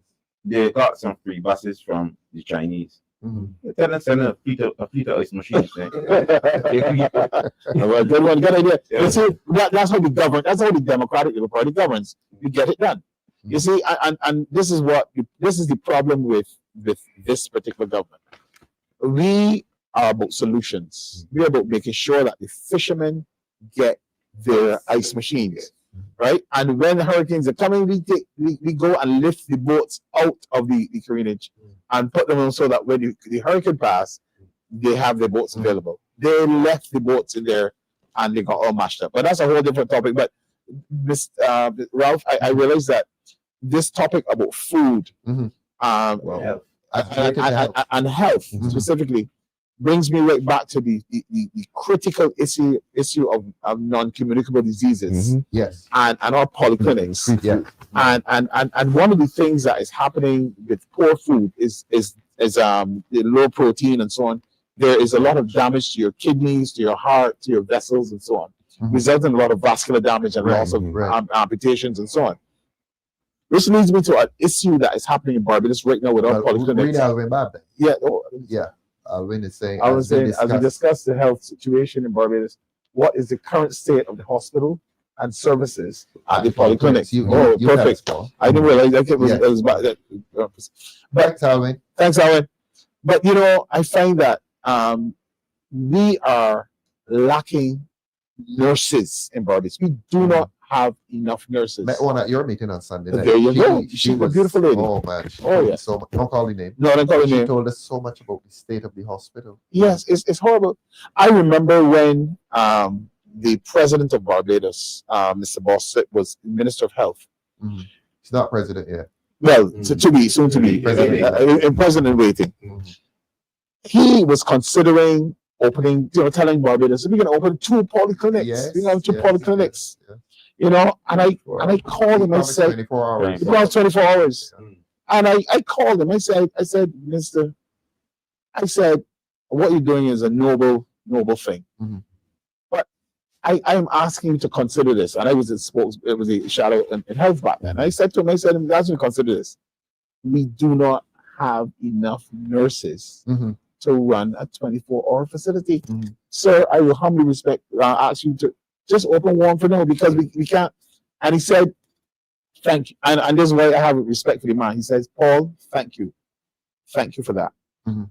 And he opened one because he knew that it would have been a death knell, Mhm. that they would not be able to sustain the St. John 24 hours Right, if he had done right. that. Mhm. And so, and this is where now we talk about bringing people from Suriname and Belize and so on and so forth. What we need to do is say to those people, if you're interested in nursing, Mhm. we are interested in you. Mhm. And begin to buffer and to build up our nursing capacity and stuff. Right. Right. As though that is something that we should be looking at. Yes. Yeah, finding professions that would add value to us to sustain. Precisely. So Precisely. Barbados is built on education And and health. health. Yes. Yeah. And our health is sinking. Yes. And the nurses, Education too. yeah, they're not. We're gonna do a separate. Oh yeah. There are not enough nurses. So any hospital setting or polyclinic that is running needs to make sure that they buttress the healthcare facilities with strong nurses, because things like dressing clinics for wounds, which if you get a good dressing clinic, you decrease amputations. Clinics for diabetic clinics. If you have diabetic clinics and people are managing the diabetes, using their glucometers, testing the sugar. If you have clinics where people can have conversations with the prostate, which is a big thing for men. A lot of men in Barbados right now are facing prostate issues. Not only are the PSAs high, but they're actually having a lot of carcinoma, oncological issues, and so on. So the polyclinic setting is where you first capture these pathologies. You catch it. It's called primary care. It's where your primary health occurs. Then there's secondary health, and then there's the tertiary healthcare facility, which is the QEH. What is happening in 2025 is that everybody is going to the QEH, and it is overloaded. So we can decompress the QEH by making sure that all of our polyclinic systems are functioning properly and optimally in Barbados. I want to come to our spokesperson. I'll come to you just now, David. You have a shopping list of a lot of the problems. We must tell the public. Okay. Right. And yes, a lot of what Paul said just now is true, but what we did before, it helps to paint a picture as to why we are here with this healthcare problem. We looked at the poor diet, we look at people not getting adequate exercise, and we look at stress, and we also look at the cost of living. So people are not going to their doctors as often as they would before. So they're not getting those visits. And that's why you are seeing so many people turning up at the QEH accident and emergency. And I hate to hear the notice, do not come to accident and emergency because it is overburdened. Where else are they supposed to go? Right now, I can classify problems within the healthcare sector into 3 categories: low staff morale, management issues, and lack of resources. And all of them are tied up and go back to the low staff morale. Now, you have the issue with the nurses. Now, I believe that Barbados should put itself in a situation where we can qualify enough nurses to fill, even if they don't choose to work here and they go off else places, because for years, Barbadian nurses have worked in hospitals in the UK, Canada, and the United States. But we have a system where we are forcing our nurses to take a regional exam, which nobody else does. And we're bringing in other people to work who do not have to take that same exam. What we can do is to make it better, more accessible for persons to get into nursing, and even the auxiliary nurses, and then provide an opportunity for them to train and go up, because nursing is a profession that will always be needed and demand, and is exported. You can export it. And as a result of that, you have low morale, because our nurses are overworked, because we are bringing nurses from overseas. Low morale and low pay. Exactly. They're overworked. We're bringing nurses from overseas that we do not know about their qualifications. Some of them come telling you that they're registered nurses, and then when you check, they're really auxiliary nurses. And the nurses here in Barbados now have to supervise them in addition to doing what they're supposed to be doing. But they're getting more money than the nurses here in Barbados. So that will lead to conflict. Is that it is true. They receive their pay is higher than the local nurses. So you cannot blame a local nurse in Barbados for picking up an opportunity to work in Bermuda, Cayman Island, the US, or the UK to leave in frustration. Because if your country does not value you, why not go someplace else where you can make $1 for your qualifications? You're bringing people with lesser qualifications, lesser training and experience, and you're paying them more than what you are getting. Then you have the management issues. Now remember that situation at the geriatric hospital a couple of weeks ago, which is possibly still ongoing, where because nurses spoke out in the interest of the patients, that you have the management wanted to transfer these nurses to far-flung clinics, the St. Lucie District Hospital, the St. Philip District Hospital, which will be inconvenient for a lot of them. That is not a way to deal with a problem. That highlights that there is a management crisis and no one in the Ministry of Health is dealing with it, because you do not hear neither of the two ministers of health, the junior minister or the senior minister. You only hear them when it is a national health day or program which they need to speak on, but they do not address the management issues or the policy issues within the Ministry of Health, and that is where you're facing these problems. I would love to hear Jerome Walker come and speak to these issues, the geriatric hospital, because that was a management and a policy issue. It should have been dealt with at that level. And those nurses should not be victimized because they spoke out. You need to adequate training for the managers, and it's the same problem at the Queen Elizabeth Hospital. Right now at the Queen Elizabeth Hospital, you have the linear accelerator, which is used for radiation therapy for cancer patients, which has been out of commission for over a year. Andre, tell us the name of the machine again. Linear accelerator. Linear accelerator. Yes. And it's a machine that treats cancer patients. Right, with radiation therapy. Right. Normally, when you have cancer, the two route for treatment would be either chemotherapy or radiation, right? So that machine has not been working for over a year. So it is compromising cancer patients. It is. Who cannot afford to go overseas. Who cannot afford, because you need to have it as a regular part of your treatment. So now they will probably be getting only chemotherapy. And if it's a really aggressive cancer, they cannot benefit from having the radiation therapy. So the machine is not working? It's not. A new machine was a new machine was commissioned. The old machine was burning patients. So they had to get a new machine. So the new machine. The new machine is here, and they have been working on the structure, the substructure to fit the machine, because it has to be, with medical equipment, it has to be very precise in terms of the room that you put it in, how level it is, the space, and all of those things. You want to tell me that you could not have done these things beforehand? So that treatment has been unavailable for how long? A year? Over a year. Over a year. Yeah, they have promised that it would restart in July. It has not restarted in July. For over a year, that machine has been You don't want to get morbid, but people have died in the interim.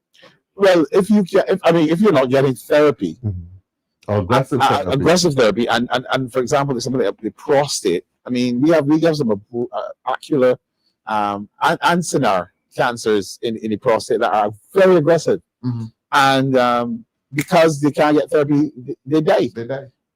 One of the things I do, apart from being a practicing pharmacist, I airlift people for catastrophic injuries and different cancer therapies and so on to Colombia, Miami, and this kind of thing. And I can tell you, over the last 2 years, because of not having a PET scan machine as well, which is another thing I can't figure out why we don't have one, that tells you where your cancer is. We don't have that machine. We don't have that machine. Yeah, you have to go to Trinidad or Miami or Colombia to get it.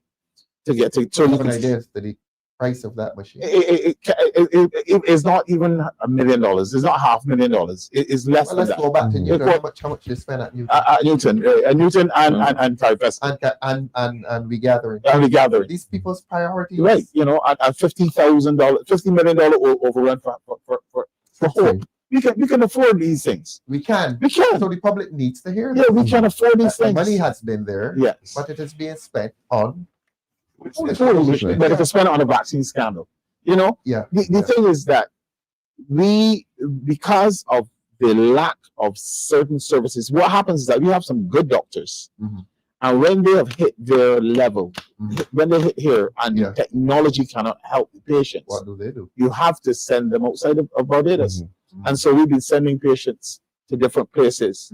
It's been very expensive for some of them. Yes. The government only has $1 million assigned a year for Barbadians to go overseas. That's what the budget is. $1 million, and they burn through that sometimes by the first quarter. You know, Paul, First quarter, exactly. yeah. But First quarter, you know, Paul, because we were at a stage where we were developing specialties in a number of these areas so that Correct. we would not have to send persons overseas. But no, because of poor management at the hospital, a lot of the consultants are leaving. Yes. A lot of the junior doctors come, they get the training, and they're not staying to specialize.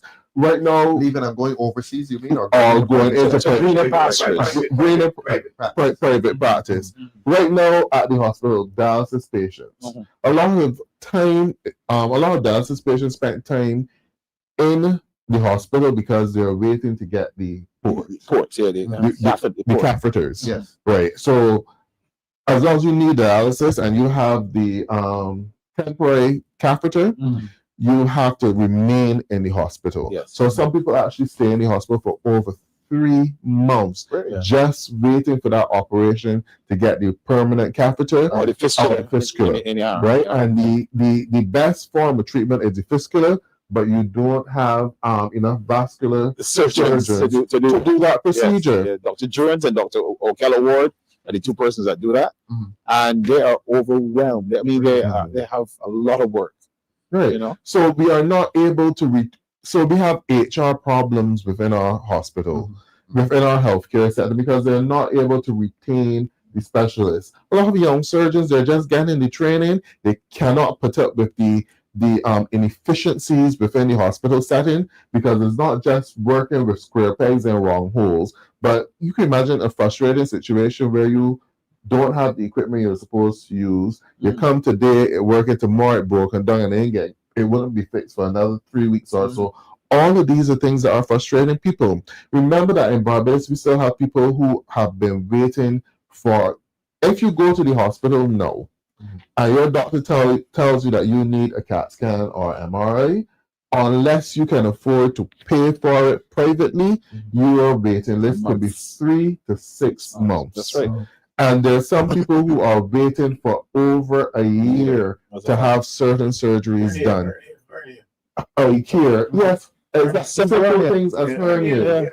Right, that you're waiting for over a year, so you can't do anything. It gets a bit worse. We had in 2025 a situation where the hematology department of the QEH was eviscerated. There were no hematologists working at the QEH for These problems existed and before. not under the DLP government. I'll tell you, not under the DLP The government. hospital seems to be in the news all the time in terms of But hematology, collapse. it is you could have people dying like this, and I mean, because the therapy is very specific, it's very calculated. It is a highly specialized area. You cannot not have hematologists in a hospital. What's that? What is that?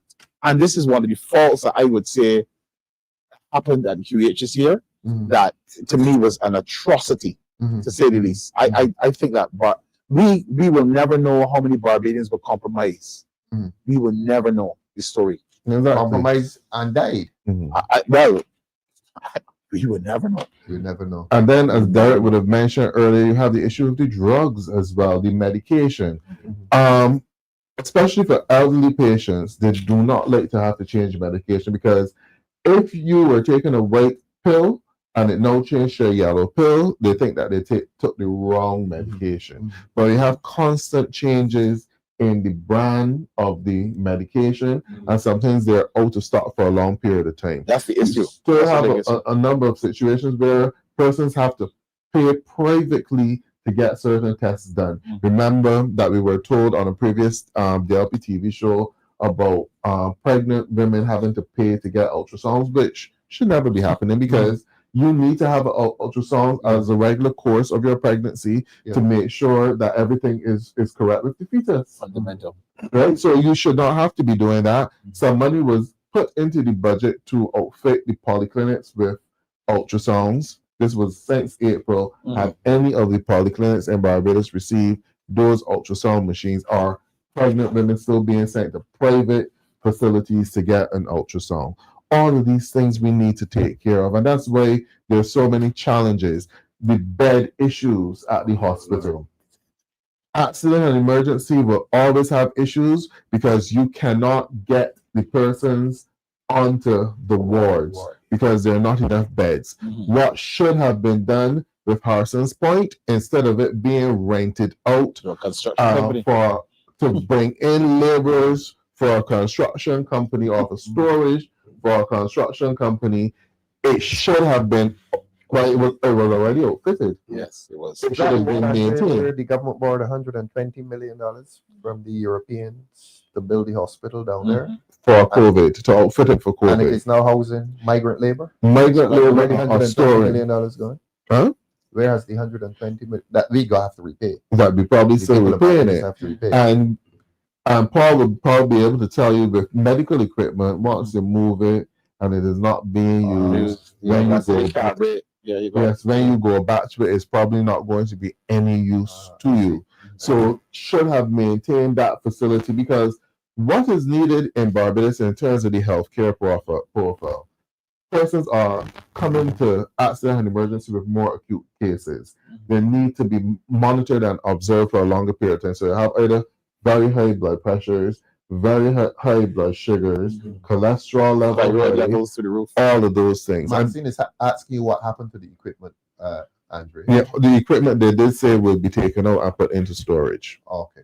They did say that. Okay. But we don't know of the viability of the equipment once it comes out of that storage. Where is it being stored? How is it being stored?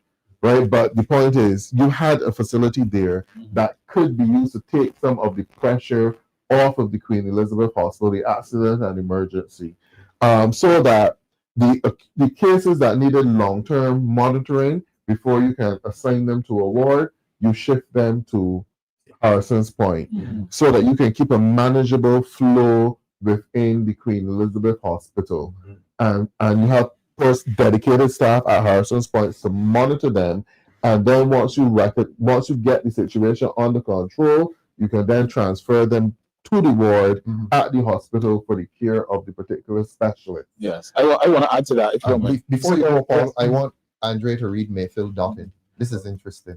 And my daughter's sitting down at home with a master's degree in biomedical science, specializing in hematology, and can't get a job, which is very true. My goodness, that's so sad. We come to you, Paul. Yeah, you know, I keeping with the theme that Andre is purporting.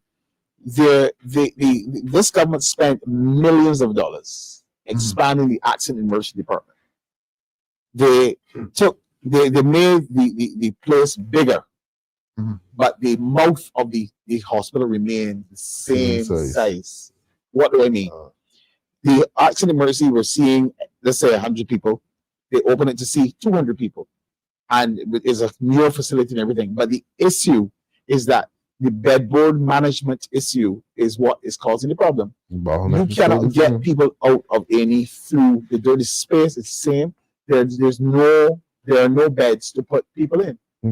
And so this is why you have people coming. You have old people. I mentioned that the geriatric hospital, they're going to move the people from the QEH and put them into the geriatric hospital. That's about 50, right? And that would probably, for a while, we will see a smoother flow out of the A&E department. But we're going to have a zero-sum game again, because those beds will become filled, and there'll be nowhere to put patients. So with the advent of a geriatric hospital, we will get some shift, but the problem will remain the same if we don't look at expanding our bed capacity and doing better bedboard management, which is how long does a patient stay on a bed before you move them out? And that is one of the problems. Some consultants know how long a patient should stay, 3 days, 4 days, or whatever. But you have people in there for weeks sometimes, right? The ICU department, I mean, if I get sick at the QEH, send me to the ICU, intensive care. That's what I want. And that's what everybody Barbadian should be getting. That's what they should. Yes. But no, everyone can't go to intensive care. So they will have to go to get acute care. And unfortunately, the services and the facilities are not always available in those spaces. I think we also yes. need a little bit of accountability in healthcare in Barbados, because remember that we are paying a 2.5% health service levy collected by national insurance. 82 million? Where is that money going? Yeah. Because with all of the issues in healthcare in Barbados, and you're now collecting since 2018 a health service levy, you should not have all of these shortages with medication, with equipment, linen. Yeah. You had the geriatric hospital that did not have a working laundry, which is one of the reasons That a major major issue, and their laundry had to be done at the Queen Elizabeth Hospital to deal with the scabies. Right. All of these things should not be happening, and I am tired of seeing people across Barbados GoFundMe's to get health care for children. No, there was these are things that a caring government, especially if the child needs to go overseas for that treatment, or the test costs $12,000 just to do a test to see if a family member could be a donor or a match. These are things that a government should fund. Yes. Because no one has $12,000, the average person lying down, or $20,000 access to that. Yeah. And you are collecting a health service levy, and you find it difficult to do these things, and you want to make it seem as though $5 million in maternity leave is a big amount for a government to be spending. This is ridiculous. That in regathering. Yes. Gentlemen, you have been extremely interesting. I did not even get halfway down my first page on talking points.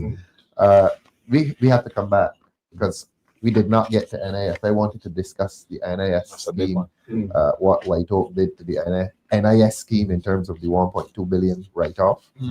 That is a crisis in Barbados. We have not been paying a lot of attention to it. But I want you to make some final comments as to the state of public health in Barbados. Derek, I'll come to you first. Okay. State of public health. I think we are accustomed to complaints about hospital and health in Barbados. We always find a complaint about our health system. But the amount of challenges that have been confronting Barbadians to access minimal care have gone up the roof. To blame this government is to repeat itself every minute. You know, we agriculture has to be every week you come here and find an issue.